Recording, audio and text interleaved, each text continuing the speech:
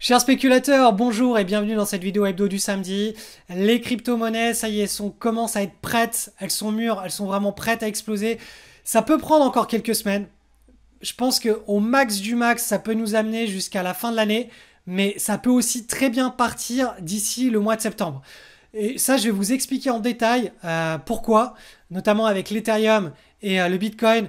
On a des configurations qui commencent à être littéralement explosives, début de cycle de hausse, une contraction de la volatilité comme on ne l'a pas vu depuis des années.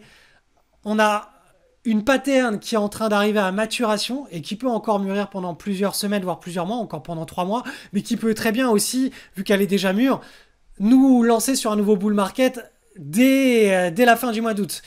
Donc là, de mon point de vue, tout semble très très calme, mais c'est une véritable tempête potentiellement haussière qui est en train de se préparer sur l'univers des crypto-monnaies et ça fait plaisir. Donc je vais vous partager ma vision des choses dans cette vidéo. C'est parti. Analyse du contrat futur Bitcoin coté en dollars américains. Donc à nouveau une semaine avec une volatilité qui est extrêmement faible. Vous voyez que là ça fait 1-2 semaines qu'on est en train de tutoyer les niveaux actuels. On aimerait bien que cette consolidation dure dans le temps, mais là si on commence à trouver un niveau de support juste ici, peut-être que cette consolidation qui est très longue dans le temps de ce que je vous ai dessiné en vert sera beaucoup plus courte dans le temps et on aurait quelque chose avec un breakout qui aurait lieu peut-être au courant du mois de septembre voire du mois d'octobre avec des fluctuations qui seraient beaucoup plus comme cela et le breakout là dans la zone du mois d'octobre. Donc affaire à suivre dans tous les cas. Que l'on soit dans le premier scénario ou dans le deuxième scénario, le plus important, c'est de comprendre une chose, c'est que le Bitcoin, on est sorti du marché baissier. En bas du marché baissier, on a fait une belle latéralisation. On s'est extrait de cette latéralisation pendant la semaine du milieu du mois de mars 2023. Et là, on est sur la première véritable consolidation du nouveau bull market. Donc, c'est pour cela que ça prend du temps. L'escalier, pour qu'il se construise, les fondations sont les plus longues à mettre en place. Et puis après, une fois qu'on a la bonne impulsion, là, on peut s'échapper et prendre beaucoup de verticalité. Une verticalité qui est de plus en plus forte si les médias s'emparent du sujet Bitcoin, ce qui ne loupera pas d'arriver, manquera pas d'arriver si le Bitcoin commence à faire des nouveaux plus hauts historiques au-delà des 80 000 $. Donc pour le moment, revenons à ce qui se passe actuellement. Grosse contraction de la volatilité. D'ailleurs, si je vous affiche les bandes de Bollinger en hebdomadaire, vous voyez bien que là, elles sont très resserrées.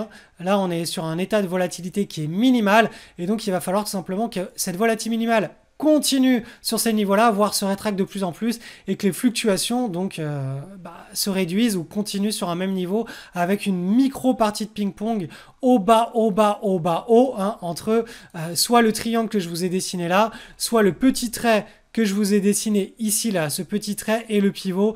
Et si on assiste à ce type de configuration pendant encore 2 mois, on aura vraiment des conditions qui seront exceptionnelles pour accueillir une nouvelle jambe haussière sur le Bitcoin. Donc affaire à suivre, mais pour le moment, c'est vraiment très positif tout ce qui se passe de mon point de vue, la lecture de la psychologie des foules que j'ai du Bitcoin, elle est pour le moment extrêmement positive. On est en début de cycle de hausse et on a surtout le plus important, on a en début de cycle, mais avec une contraction de la volatilité qui commence à devenir extrêmement intéressante.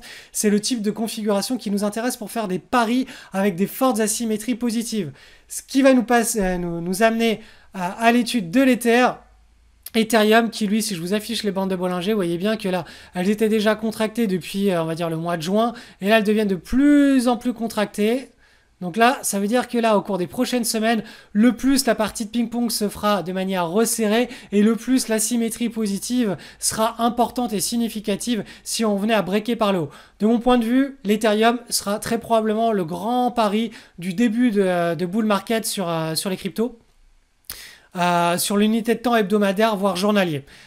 Je vous ai déjà parlé du XRP, je vais refaire un petit point juste après sur le XRP, mais le XRP c'est un trade en mensuel, donc ça sert à rien de le suivre en journalier.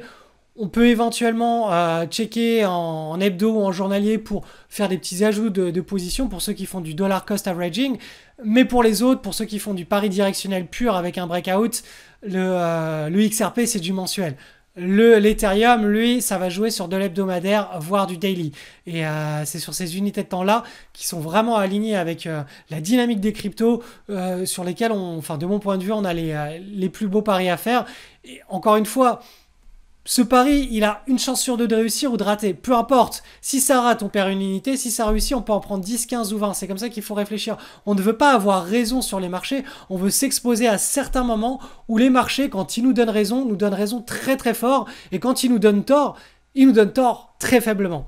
Donc, c'est pour ça que, de mon point de vue, la spéculation est un métier, est une activité de patience. Il faut attendre que tous les éléments soient alignés, les uns imbriqués les uns avec les autres pour appuyer sur la gâchette. Sinon, on ne prend pas position.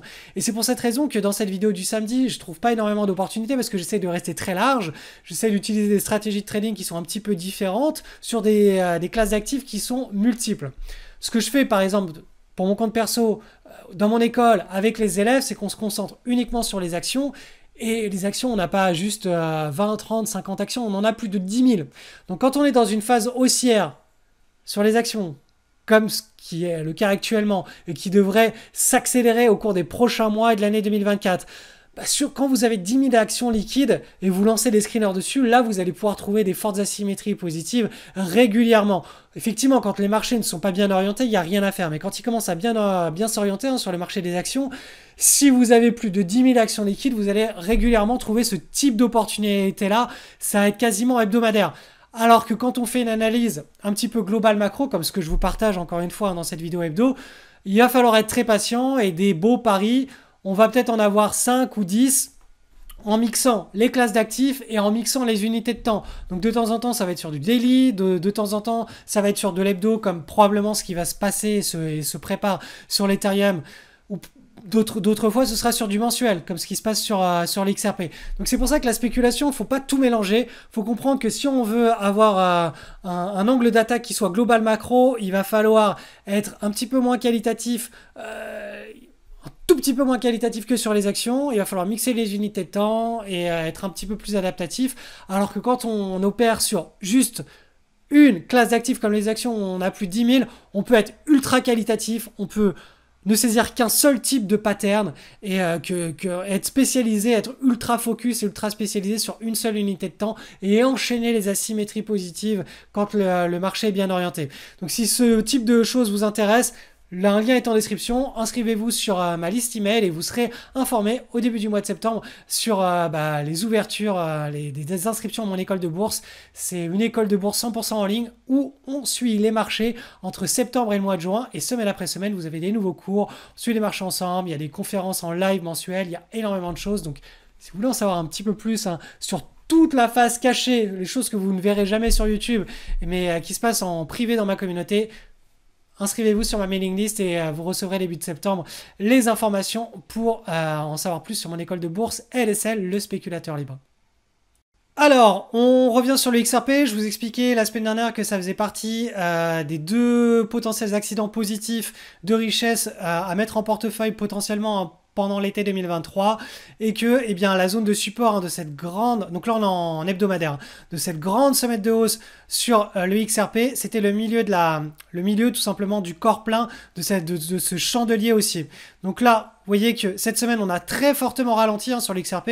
On a eu 1, 2, 3 semaines de correction qui est une correction absolument saine et nécessaire. Quand on a une forte barre de hausse comme ça, il faut derrière qu'on consolide. Et on est, je vous le rappelle, au sein d'un grand triangle chartiste. Donc là, premier objectif de ce triangle chartiste, c'est le haut du triangle. Et ensuite, le deuxième objectif, ce sera de casser le haut de ce triangle suite à une consolidation pour aller chercher beaucoup plus loin et beaucoup plus haut. Donc, on procède étape par étape. Là, la chose intéressante, c'est que si vous voulez vous exposer à un grand cycle de hausse, là, il y a potentiellement une zone très intéressante. Donc, je vais vous passer ça en journalier pour un petit timing. Et je vous avais tracé toutes ces flèches-là. La semaine dernière, je vous avais expliqué. Voilà, alors, c'était quel jour, ça? On était samedi. Voilà, on était samedi. J'avais dit, voilà, là, potentiellement, on va se diriger vers la zone de support. Et si on forme un double creux et qu'on casse un pivot par le haut, on aura une zone de prise de position sur le XRP pour tous ceux qui sont intéressés pour timer une prise de position sur l'XRP.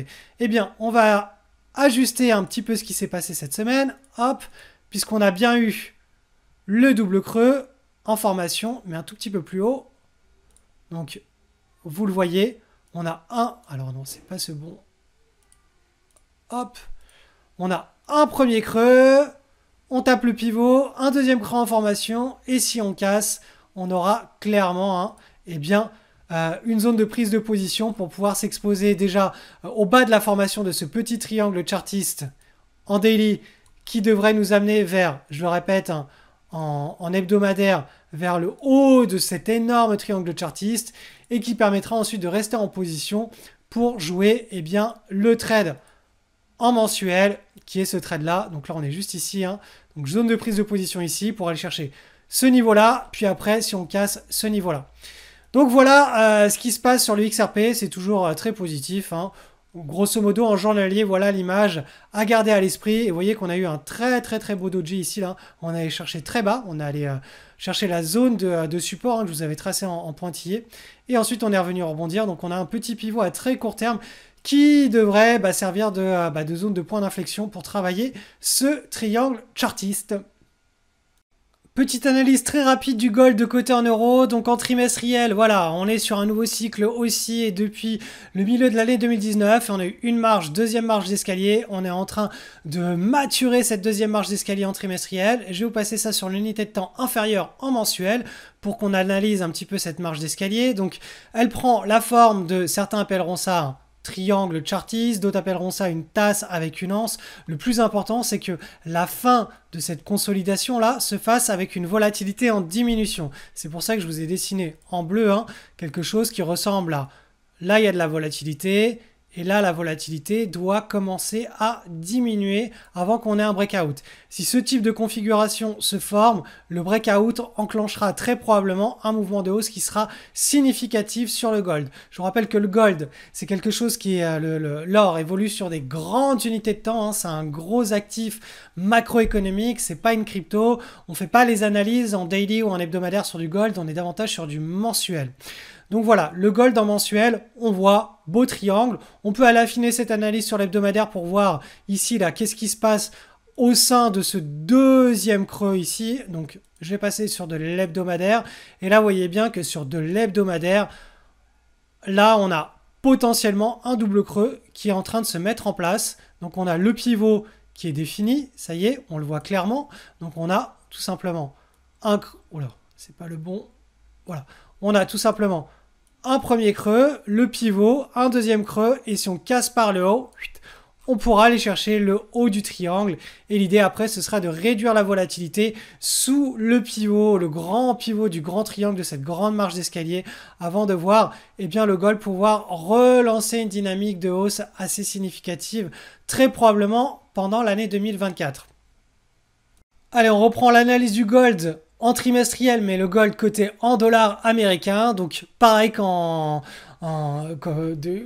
le gold coté contre l'euro, on a cette grande marge d'escalier et on espère et on s'attend à ce que la fin de cette marge d'escalier se fasse sur une réduction forte de la volatilité, donc des fluctuations sous le pivot, et en espérant que tout simplement là on soit en train de faire un petit range très serré. Donc on va l'analyser ça sur du mensuel maintenant. Je vous passe ça en mensuel. Donc voilà le scénario que l'on aimerait bien voir sur le gold, quelque chose où au cours des prochains mois, on ait vraiment des fluctuations, une petite partie de ping-pong qui se fasse entre la zone sur cet ETF, on va dire 170 $ et la zone des 190 $. Petite partie de ping-pong que l'on espère voir au cours des prochains mois. Et sur de l'hebdomadaire, pour vraiment faire un zoom, là, on aurait idéalement, pour cette partie de ping-pong, un premier creux, un deuxième creux en formation, et on a le pivot ici. Donc, l'idée, là, ça va être idéalement que ce double creux, il permette de casser le pivot, d'aller chercher au-dessus, de revenir, de faire ce qu'on appelle du range market, mais avec une volatilité qui baisse. Et si ça se met en place et qu'on casse vers le haut, on passera à nouveau dans une phase directionnelle qui atteindra, je vous rappelle, en termes de contagion, l'unité de temps la plus grande qui est le trimestriel. Et comme ça fait quand même depuis l'été 2020 qu'on est en range market, si on passe dans une phase directionnelle, il y a de fortes chances pour que la phase directionnelle soit longue et très forte, un petit peu comme ce qu'on a vécu pendant les années 2000 jusqu'à 2010. Voilà, une forte phase très avec un beau momentum très directionnel vers le nord pour leur côté en dollars américains. Analyse du SP500, on est en hebdomadaire avec une petite semaine de baisse à nouveau. La question qui se pose actuellement, c'est est-ce qu'on est dans une simple petite marche d'escalier de la tendance, de la dynamique qu'on a mis en place depuis le début de l'année, à savoir voilà cette trendline, est-ce qu'on reste toujours dans ce momentum-là, dans ce canal-là, ou est-ce que tout simplement, eh bien, on corrige un petit peu plus fortement et on dessine ce que je vous avais dessiné en bleu la semaine précédente. Donc voilà, ça va être un petit peu le dilemme de cet été et de la fin d'année. Mais quoi qu'il en soit, on arrive sur les plus hauts historiques ici. Ça, c'est la zone des plus hauts historiques.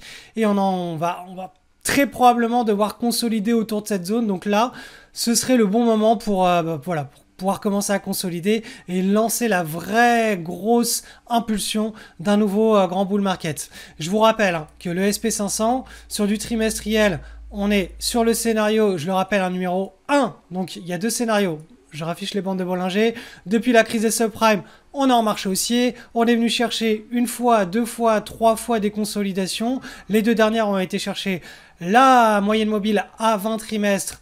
On a rebondi dessus. Là, tant que cette moyenne mobile tient, on est dans le scénario du numéro 1 qui est une continuation de tendance. Et si cette moyenne mobile à 20 trimestres devait casser, on passerait dans le scénario numéro 2 qui serait un grand range market, un petit peu comme ce qu'on a vécu entre 2000 et 2013. Donc ça, c'est vraiment la vision à très long terme que l'on garde en tête. Pour le moment, on est toujours dans le scénario numéro 1, continuation de bull market. Je descends sur l'unité de temps inférieure. En mensuel, donc on les voit, toutes ces marches d'escalier du bull market, tac. On voit bien là que la marche d'escalier, ça y est, elle arrive à maturation et on serait davantage sur la fin de cette marche d'escalier. Donc vous voyez, on est sur la bande de Bollinger supérieure en mensuel. Donc là, chaque barre est égale à 1 mois. Le mois d'août ici, pendant encore 2 semaines, cette barre mensuelle va fluctuer. Et on arrive en plein sur la bande de Bollinger supérieure qui coïncide avec la zone de la résistance historique du SP500. C'est pour cette raison que moi, de mon point de vue, on devrait assister à une petite consolidation qui devrait durer plusieurs semaines, voire quelques mois, avant de rattaquer sur une nouvelle jambe haussière. Donc, en réalité, ça va jouer, comme je vous l'ai dit, je reviens sur de l'hebdomadaire, ça va jouer ici, je pense.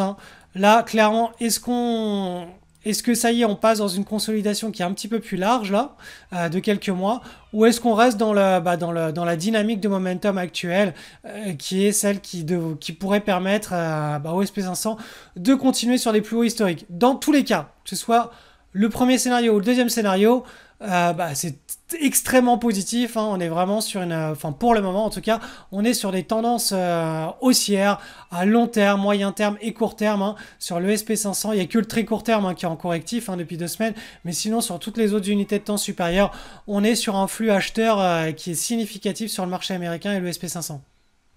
Le DJI, le Dow Jones Industrial Average, lui, confirme l'analyse du SP500, à savoir qu'on est extrêmement bien orienté.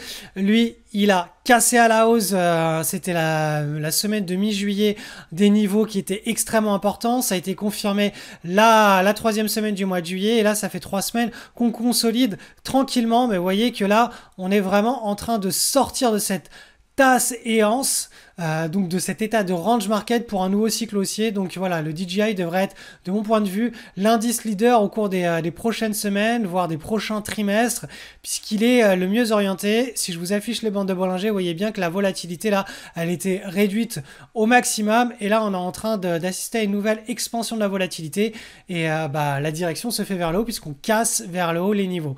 Donc le DJI vient confirmer ce qui se passe sur le SP500, et le DJI est censé être leader pour la prochaine vague d'impulsion sur les bourses américaines. Quant au Nasdaq, on reste sur le scénario de la semaine précédente, à savoir on arrive sur des niveaux intéressants, sur des niveaux où ça bute un petit peu, on est proche de la zone de résistance historique. Le Nasdaq a extrêmement monté comparativement aux autres indices, il a effectué un énorme rebond de l'ordre de plus de hop, de plus de 50% et il avait extrêmement chuté, hein, puisque bien entendu, c'est un indice extrêmement volatile de l'ordre de moins 40%. Donc cette volatilité se fait au sein d'un grand range que vous voyez ici, range market. Et là, vous voyez qu'au sein de ce range, on a un petit canal de hausse et que là, bah voilà, on a de l'espace hein, pour aller chercher le bas de ce canal. Encore, ça peut nous amener sur une baisse encore de l'ordre de facile moins 5% sur le Nasdaq sans que eh bien, la dynamique de hausse intra-range soit remise en cause. Après, bien entendu, il va falloir que le Nasdaq lui aussi soit tiré par le haut par le SP500 et le Dow Jones soit tiré par le haut hein, pour un nouveau cycle de hausse.